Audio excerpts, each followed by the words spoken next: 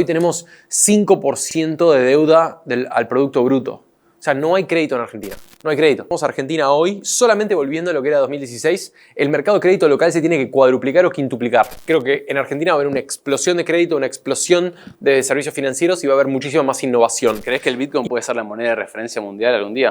Es posible. Yo lo que creo es que va hoy por hoy reemplazar al oro, que es un montón. ¿Pero dudás de vos mismo a veces? Soy un moño de inseguridades. Así que 9 de cada 10 días pienso que soy un choto y que me debería haber quedado haciendo historia o mercados, que es lo que hacía antes de empezar Ualá. Yo creo que la felicidad está en el camino, no en el destino. Bueno, Pierre, gracias por ocuparte del podcast. Un placer estar acá. Ganas de conocer un poco más. Cuando en una startup, digamos, los inversores de Venture Capital siempre dicen que invierten en el emprendedor. ¿Qué cualidades crees que tuyas vieron? De mí nada. Yo creo que lo importante acá es el equipo y lo que logramos construir. Creo que en Argentina, lo digo siempre, hay un talento increíble para crear productos digitales. Fuimos pioneros en la internet. Dimos nacimiento a grandes historias de éxito, no solo nacionales sino regionales, como Globant, como Meli, como tantas, que nacieron en Argentina. Y creo que hay gran talento para crear desde ahí.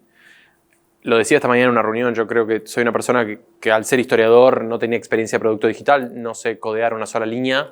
Yo tenía una idea, pero lo que realmente importa es el equipo que la puede llevar a cabo. Pero en ese momento no tenías un equipo, era el primer inversor. La verdad que yo había empezado con mi propia plata, con mi propia capital y tiempo, invirtiendo en atraer un head de producto y un equipo de 5 desarrolladores, de los cuales muchos siguen con nosotros, y tenía como el esqueleto de una idea. De hecho, teníamos 5 cosas que queríamos hacer. Pero es verdad que no tenía muchas líneas de código escritas cuando hicimos nuestro seed round. Algo vieron en vos. Bueno, algo vieron en mí, que yo venía de Argentina, que yo conocía cómo funcionaban las reglas de Argentina, que había vivido tanto tiempo en Estados Unidos y quería volver. Y francamente que yo siempre quise crear algo de vuelta y encontrar la vuelta a casa después de casi una década y media afuera.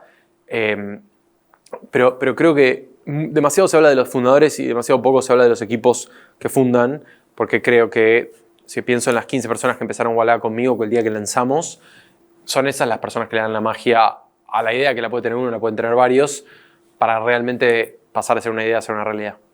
Porque yo vi que Nubank creció y es el banco más grande de Latinoamérica, con niveles de rentabilidad impresionantes. ¿Por qué crees que en otros países no se dio el mismo fenómeno? Y si crees que con el plan del gobierno de Milei de bajar la inflación, que puede dar un boom en el crédito, puede ser la oportunidad de Ualá. Me parece una excelente pregunta.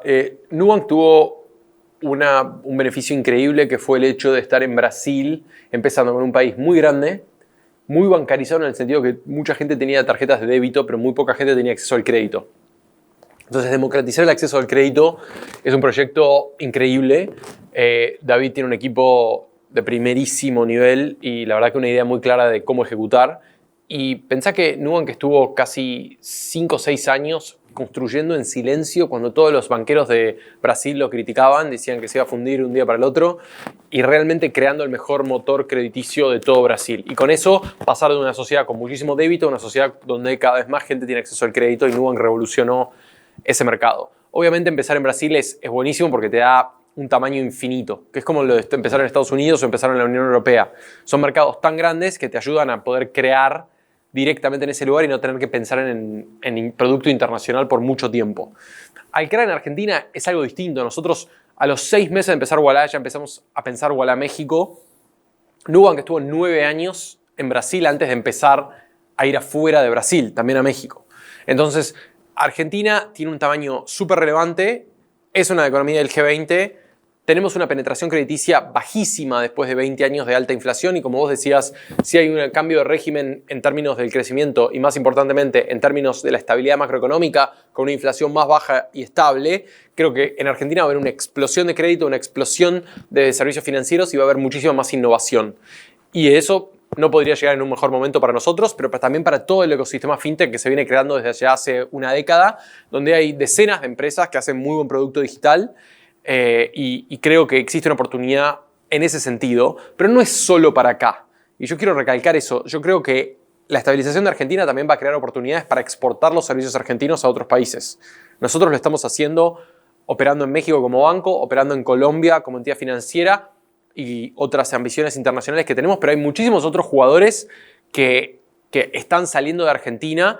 En su momento se habló de que Brubank quería ir afuera, no sé qué pasó con eso, pero Lemon lanzó en Perú hace unos días haciendo cripto en Perú. Tenemos otras empresas argentinas que han triunfado afuera y eso nos da la posibilidad de pensar a Argentina como un hub regional de desarrollo de servicios digitales, especialmente en lo que hace fintech, y de llevarlo a otras geografías.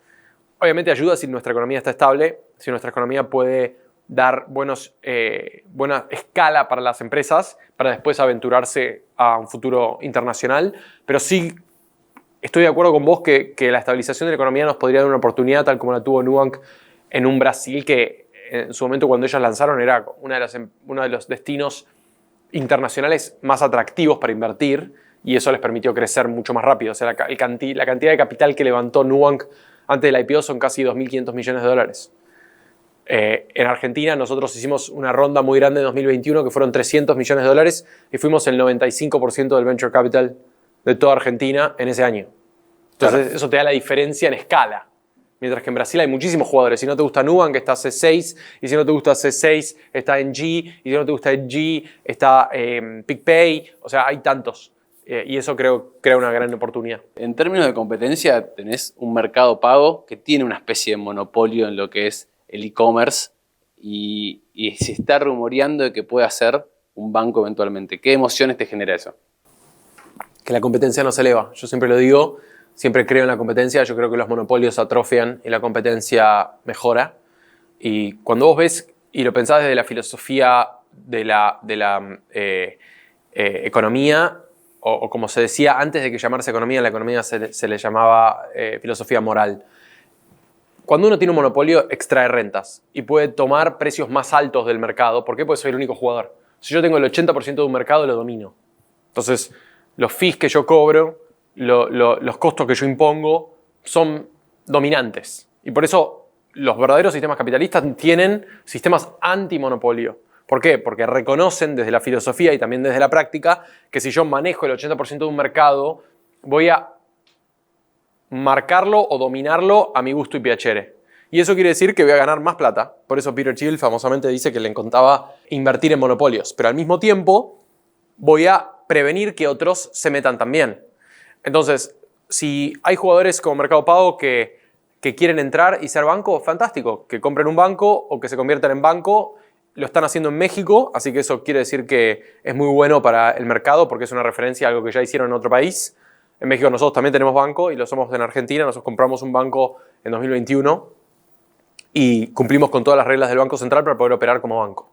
Entonces sería fantástico que lo hagan. Creo que va a sumar muchísimo al ecosistema financiero argentino y ayudar a su crecimiento estratégico y obviamente es la empresa más grande de toda América Latina. En ese sentido, que se ponga inversión ahí en el sistema financiero desde ese lado sería espectacular. ¿Y cómo te sentís compitiendo con un mercado libre que va a tener mucho capital? Un Galicia que salió a decir que probablemente emita capital dentro de 2026. Y como viene la acción en Argentina. Eso es buenísimo. Yo creo que una buena marea levanta todos los barcos, como en su momento se decía. Yo creo en ese sentido que tenemos una gran oportunidad en Argentina. Hoy tenemos 5% de deuda al Producto Bruto. O sea, no hay crédito en Argentina. No hay crédito. No hay crédito al consumo, no hay crédito prendario, no existen las hipotecas, básicamente, en todo el país. Entonces, lo hablaba con uno de nuestros inversores en el fin de semana.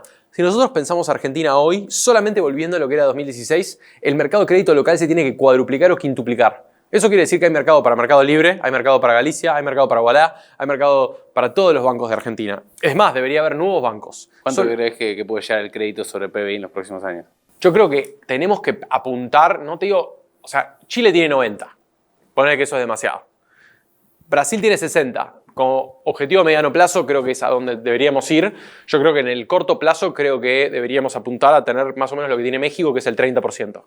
que no es mucho, objetivamente. Es un montón. Si Argentina llega a 30% porque explotó el mercado. Todo. Y bueno, y Voló ahí el hay mercado oportunidad financiero. para todos. Está Claro. bien, pero ahí tenemos oportunidad para todos. Y también para jugadores nuevos que entren. Fantástico, la competencia eleva. Que vengan, que compitan y que ganen. Y eso quiere decir que más ciudadanos argentinos tienen acceso a más crédito, pueden construir su historial crediticio, acceder a mejores cuotas, a costos más bajos, plazos más largos. Y el día de mañana podemos pensar en ofrecer servicios de hipotecas en un país donde no ha habido por los últimos 15 años. Eso es increíble. O sea que solamente si vos tenés plata de familia, sos heredero o ganaste la lotería, accedes a una casa. Y si no, no la podés conseguir. ¿Por qué? Porque con tu sueldo no te alcanza. En la mayoría de las sociedades modernas, especialmente en las que creen en la democracia capitalista como nosotros, tenés que poder acceder a tu vivienda sin tener que depender de tu papá o de tu mamá o de tu tía o de la herencia.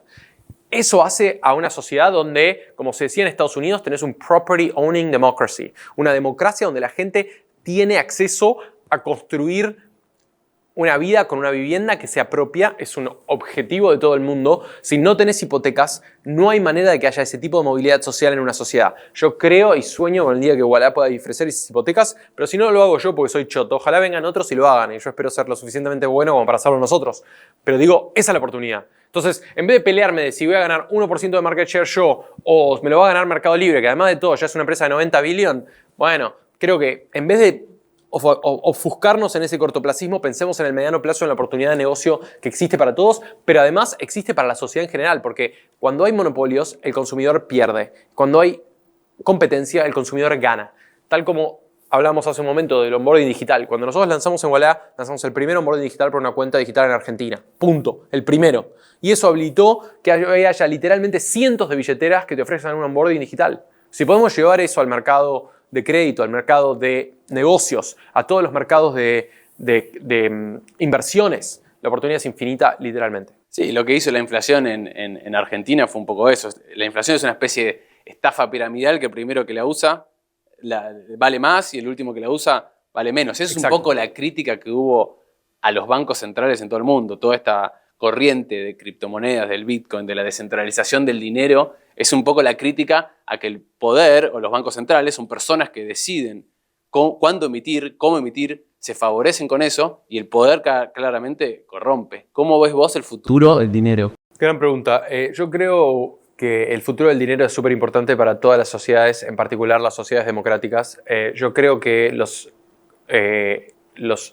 nuevas generaciones tienen maneras distintas de manejar su dinero que viejas generaciones. Entonces, yo fui muy crítico de ciertas cosas de cripto hace 5 o 6 años y hubo muchos debates públicos de eso. Yo cambié de opinión profundamente con el tema de Bitcoin. ¿Por qué? Un poco por el argumento que dijiste vos, pero más importantemente creo que es el argumento de que las nuevas generaciones verán al Bitcoin como oro digital. Es una manera de resguardar sus activos en un mundo de emisión monetaria, de alta inflación y de represión financiera. O sea que ¿Crees que el Bitcoin puede ser la moneda de referencia mundial algún día? Cuando estas generaciones crezcan. Es posible. Yo lo que creo es que va hoy por hoy reemplazar al oro, que es un montón. ¿Por qué? Porque el oro es como una reserva de valor ante lo que pueda pasar con las otras monedas del mundo. Entonces yo creo que si el Bitcoin logra eso, ya es un montón. Yo creo que el dólar en el corto plazo va a seguir siendo la moneda de referencia mundial. ¿Por qué? Porque con el dólar viene el poder de ser el poder mundial más grande del mundo, valga la redundancia, y detrás de las monedas también están los estados y la fuerza de los estados, tanto del lado judicial, del lado militar, de las alianzas internacionales y del comercio. Creo que la denominación de que el comercio, 80-90% en el mundo, está dominado por los activos en dólares, hace muy difícil a que eso cambie en el corto plazo, pero sí creo que las nuevas generaciones piensan en el cripto como una manera creativa de proteger el valor de su ahorro. Y en ese sentido nosotros queremos que sea parte del ecosistema. Lo lanzamos en Argentina, después nos lo suspendieron del Banco Central. Esperamos poder ofrecer servicios de cripto lo antes posible cuando se levanten los controles de capital. Creo que es obviamente sensato que si tenés control de capital no puedes hacer Bitcoin. ¿Por qué? Porque si haces Bitcoin estás saliendo del control de capital. Lo que yo quiero es que todo el mundo pueda competir, que no haya billeteras que lo pueden hacer y después yo no lo puedo hacer porque soy grande. Pero bueno, ¿qué culpa tengo yo si soy grande? Tengo más de 6 millones de usuarios solo en Argentina. Eso habla de lo que hemos sabido construir en Argentina. Entonces creo que el futuro de las finanzas y el futuro del dinero es algo que se va a hacer más digital, va a haber mucho menos papel. creo que es bueno para la sociedad, es bueno para el ahorro, es bueno para el acceso al crédito, pero creo que cada uno debe mantener el deseo del anonimato si lo quiere. Y eso me parece que está buenísimo en cripto también. Si uno quiere ser anónimo, debería poder ser anónimo, tal como lo sos con el efectivo. También cambiaste de opinión con respecto a los bancos. Al principio eras bastante antibancos y tenías un poco esta postura de que vos no eras un banco, después te convertiste en un banco. No, a ver. ¿Cambió algo ahí tu forma de ver? Es una excelente pregunta. No cambió mi manera de ver, cambió el deseo de dar servicios. A ver, los bancos son bancos por algo muy básico y fundamental, que es el permiso de la intermediación del dinero.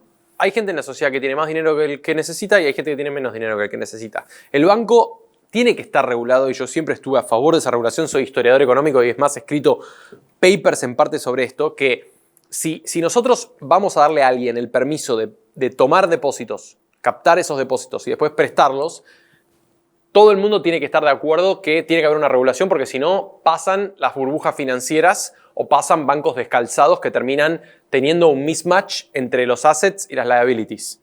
Entonces eso hay que regularlo. Y hay un montón de historia económica, desde papers de Bernanke a Milton Friedman, a todos hablando de, y en particular, la crisis del 29, pero también el pánico de 1907, donde todo el mundo sabe que los bancos tienen que estar de alguna manera regulados. Yo creo en esa regulación, comparto esa regulación, entonces soy consecuente. Si nosotros queríamos ofrecer todos los servicios financieros, en algún momento teníamos que dejar de ser billetera, porque la billetera, por definición, es una solución que no te permite ese nivel de regulación que la del banco. Entonces, yo no le pido al regulador que cambien las reglas por mí. Yo me adapto a las reglas de cada país donde opero. Entonces, en Colombia no existen las fintechs. O sea, o sos una entidad regulada o no puedes emitir una tarjeta de débito. Bueno, entonces pedí un permiso para poder hacerlo. Y en México y en Argentina nosotros vimos la oportunidad de hacer más servicios financieros. ¿Por qué? Porque la gente quiere hacer más cosas con Ualá. Entonces la gente me decía, che, yo quiero que ofrezcas una tarjeta de crédito. Pero para eso necesito depósitos, para poder fondearla. Entonces fui y me busqué un banco. Pero de nuevo, creo que no cambié de opinión. Lo que fue una evolución del ecosistema de Ualá. Nosotros queríamos hacer todos los servicios financieros. Al principio, por supuesto, no teníamos el dinero para comprar un banco ni para hacernos banco. Eventualmente, al tener la cuenta, el pago de servicios, los cobros, las inversiones, nos hicimos nuestra propia LIC, los créditos y querer hacer ciertos productos como pago de sueldos, pago de jubilaciones y de asignaciones y también la intermediación del dinero para poder hacer tasas más bajas para más gente, decidimos hacernos banco. Choca un poco lo que decís de la regulación con estas ideas medio anarcocapitalistas de Milei. ¿En qué sentido? A ver, yo no creo que choque. En que no haya tanta regulación, que no haya Estado, que hay que destruir el Banco Central. No, bueno, yo no creo. A ver, creo que el otro día escuché 3 horas del presidente en la misa, que me pareció un muy buen podcast. No lo había escuchado antes, la verdad, estuvo muy bueno. El presidente viene de un background anarcocapitalista y tiene fe en el balance fiscal, que yo es algo que totalmente defiendo. Pero decir que Milei quiere venir a eliminar el Estado me parece que no es consecuente con lo que está haciendo Milei. Sí creo que habla de la eficiencia necesaria del Estado, donde a veces uno dice, bueno, yo voy a eliminar el Estado, ¿para qué? Para hacerlo más eficiente. Y creo que en el caso del Banco Central vamos a ver cómo se da la competencia de monedas, pero la competencia de monedas ocurre con un Banco Central que regule a los bancos. Y es más, en los debates con Milei, aún cuando quería eliminar la parte de emisión, ir a emisión cero, que es el plan para el año que viene, que es una manera de que Argentina vuelva a tener credibilidad en los mercados internacionales, tiene que haber alguien que regule a los bancos. O sea, va a ser muy difícil volver a un sistema donde no tenés un ente, si lo querés llamar Comisión Nacional Bancaria, es lo mismo. En Argentina tenés un banco central que toma la regulación y la supervisión, además de la política monetaria. Pero si eliminás la política monetaria porque dolarizás, igualmente va a haber alguien que supervise a los bancos. Y eso pasa en el Banco Central Europeo, pasa en la Reserva Federal, pasa en China, pasa hasta en países dolarizados. Y no va a cambiar. Eso yo no creo que cambie porque alguien tiene que regular que lo que yo digo que voy a hacer lo haga. A ver, con banco me conviene que no haya regulador y que yo pueda hacer todo lo que quiero. Pero no, ante todo soy ciudadano. Entonces te digo, alguien tiene que asegurarse ante el depositante, especialmente con la historia que tiene Argentina, de que se haga lo que uno promete. Entonces, en ese sentido, yo creo que tenemos un gran regulador. El Banco Central es un banco central muy respetado en términos de regulación en todo el mundo. Además operamos en otros países como México, donde o sea, históricamente los mexicanos han sabido construir un banco central con excelente credibilidad internacional también. Los colombianos, la super colombiana también. O sea, creo que tenemos reguladores que miran al futuro y quieren innovar. Pero innovar no quiere decir eliminar todas las regulaciones. Sí, ya vimos lo que pasó sin regulaciones con todos los exchanges que crecieron, se explotaron sin estar regulados. Te juro que iba a dar ese ejemplo. O sea, en el mundo cripto se ha visto como si vos no tenés 0% de regulación y no hay nadie que te diga, che, esto es bueno, esto es malo, tenés a Coinbase jugando en el mismo partido que un pibe que está haciendo una estafa piramidal y un meme coin donde la gente perdió toda la plata. Entonces yo no quiero que la gente pierda toda la plata. ¿Por qué? Porque venimos a hacer un sistema financiero más estable, más abierto y más innovador. Eso se da con competencia, pero también se tiene que dar dentro de un contexto donde nadie pueda hacer nada ilegal. Vos tenés que responder a inversores, tenés muchísimos empleados, sos una persona pública que te exponés un montón. El otro día escuché una frase que decía que ser emprendedor y crear una startup es como comer vidrio, solo que te acostumbras al gusto de tu propia sangre. Bastante gráfico. ¿Cuál es el dolor detrás del CEO de Ualá? Yo prefiero la frase de Wences que siempre dice que cuando emprendés 9 de cada 10 días son malos. Y la realidad es esa.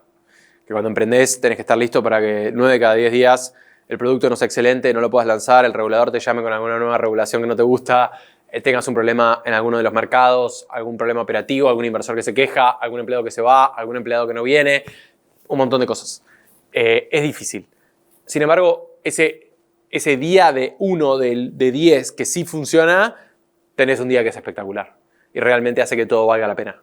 Y yo la verdad que siento que hubo muchísimas dificultades. A ver, el otro día lo pensaba hace poco hicimos una ronda y lo pensaba con uno de los inversores que invirtió en Ualá primero. O sea, nosotros nacimos en 2017. En 2018 estuvo la corrida contra el peso y la gran devaluación y el deal con el Fondo Monetario, que terminó saliendo muy mal. En 2019 estuvo la PASO, donde los activos argentinos bajaron 50% en un día, que fue un evento 17 sigma, hablando de los mercados. En 2020 la pandemia, en 2021 la reestructuración argentina, en 2022 altísima inflación, en 2023 la elección y en 2024, como dice el presidente, el ajuste más grande de la historia del país, si no de la humanidad.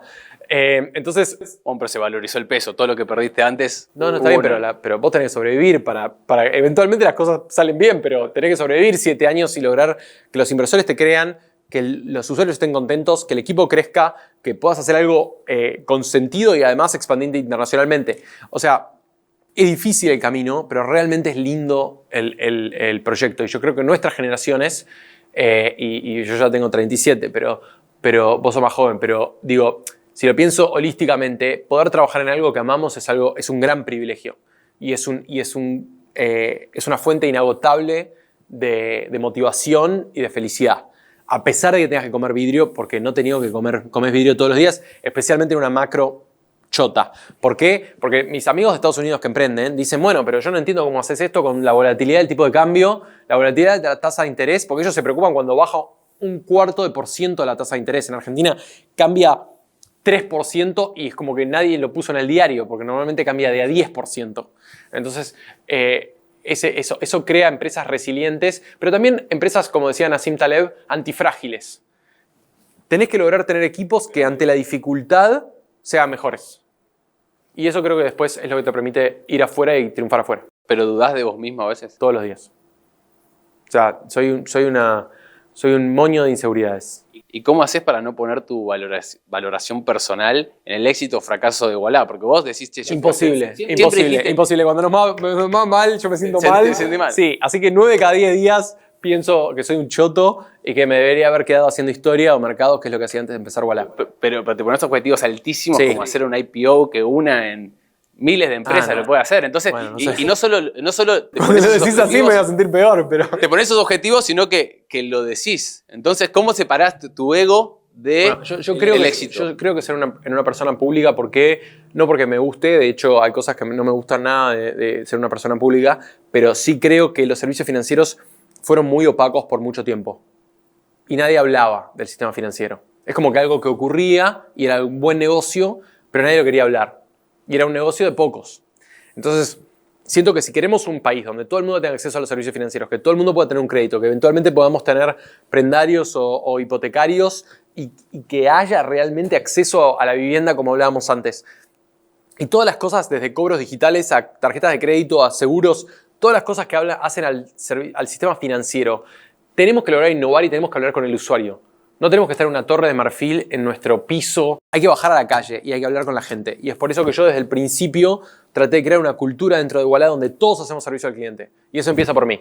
Porque si vos le vas a pedir algo a tu equipo, tiene que ser consecuente con lo que estás dispuesto a hacer vos. Yo realmente creo en esa filosofía. Entonces yo hago servicio al cliente para que todo el mundo en el equipo haga servicio al cliente para poder hacer el mejor producto con excelencia.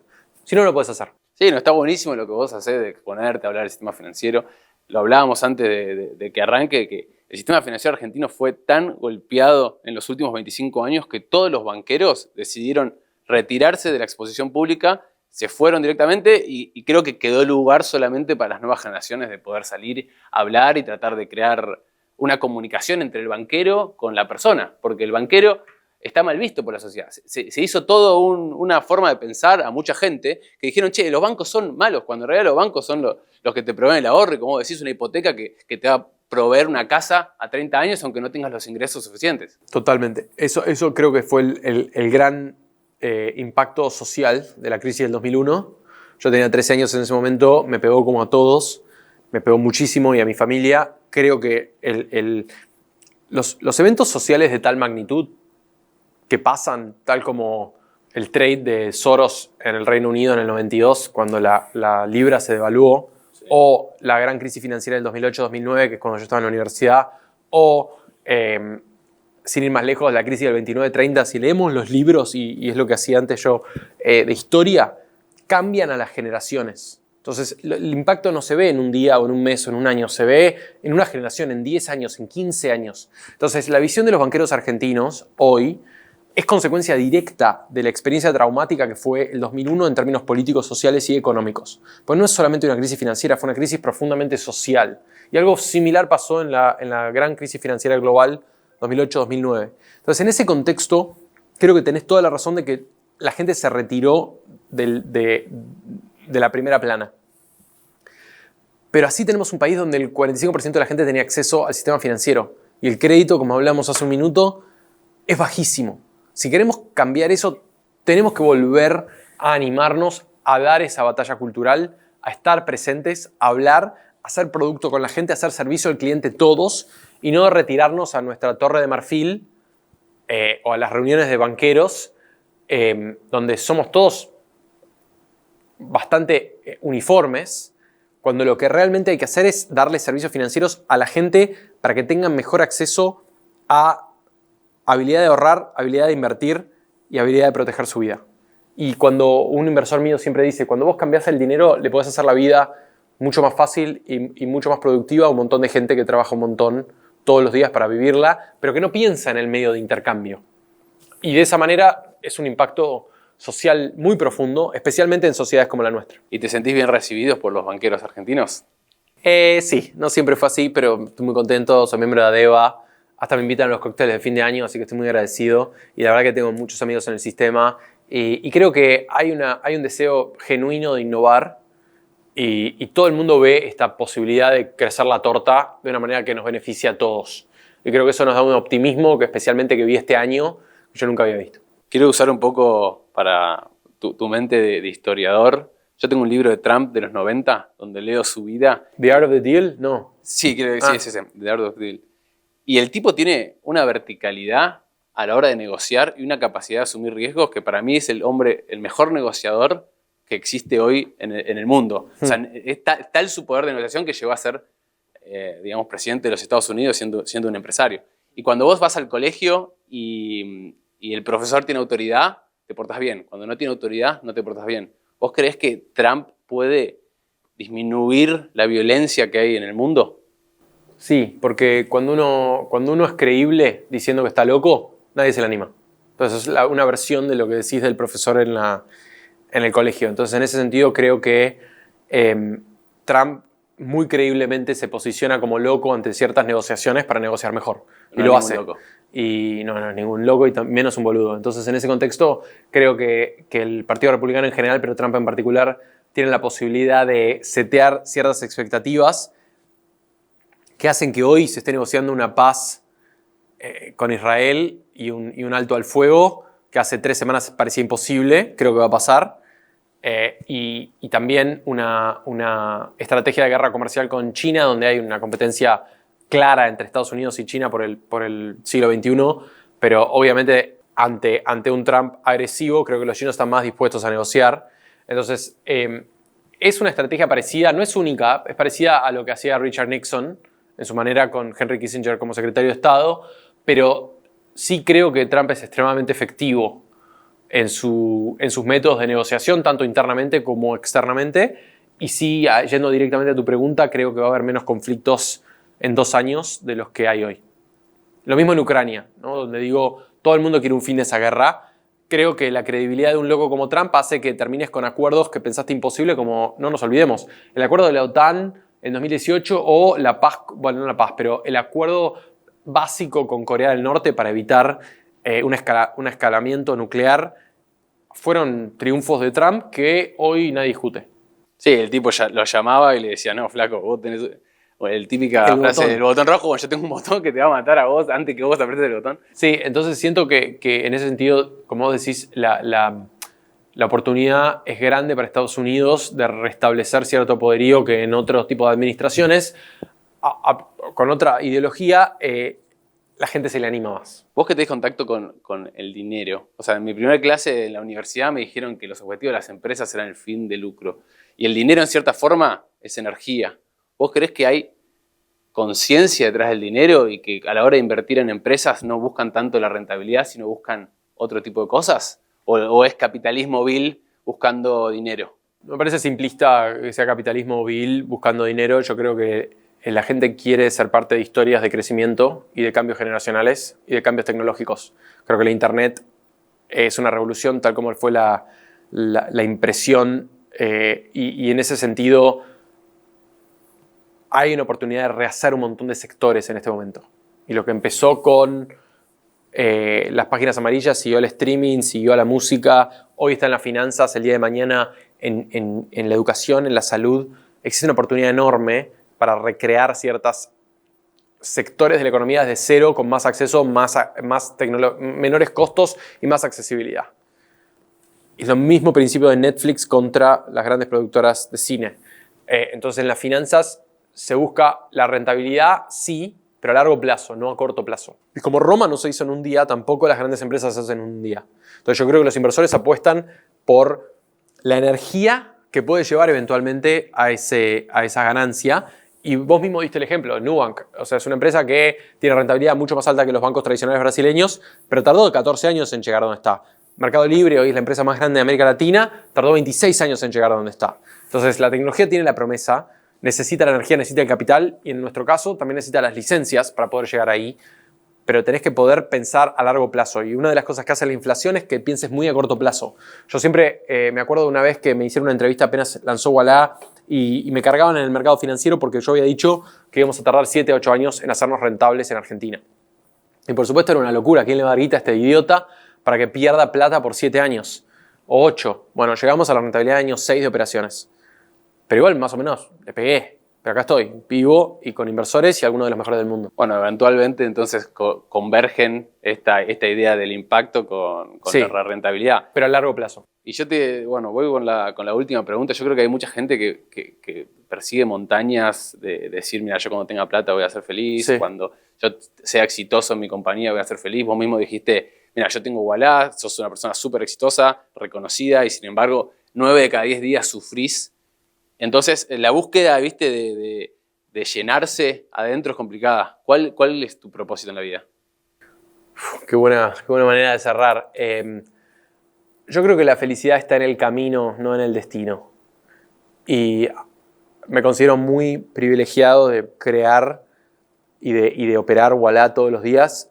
Yo siempre digo que es el sueño de mi vida por el grupo humano que se formó en crearlo y en hacerlo y en verlo en el día a día y el impacto social que tiene. A mí me motiva mucho ese proceso de creación, me llena de energía Espero que algún día pueda volver a escribir, que es algo que me gustaba, o de algún día también enseñar, pero hoy por hoy realmente el propósito de mi vida es tener el impacto que veo en un proyecto como Ualá. Y el día que no lo encuentre, el motivo no, o sea, el dinero no me va a poder retener en mi rol. Porque eso no me motiva. Y quien piensa que el dinero es un fin, creo que se equivoca profundamente. Y para mí es el camino de creación y las dificultades del día a día, pero también los sabores de las victorias en el medio de tantas derrotas que te hacen ser uno quien sos y también disfrutarlo. Hay un cuento de Borges donde él busca a los inmortales y cuando encuentra a los inmortales dicen que lo único que querían era poder morir. Y yo siempre lo pensé como una excelente metáfora sobre la búsqueda de quimeras que al fin y al cabo no nos resuelven las verdaderas preguntas de la vida. Y para mí, realmente tener el privilegio de crear con los amigos y con el equipo con el que opero todos los días, a mí me hace profundamente feliz. Buenísimo. Gracias. Un placer.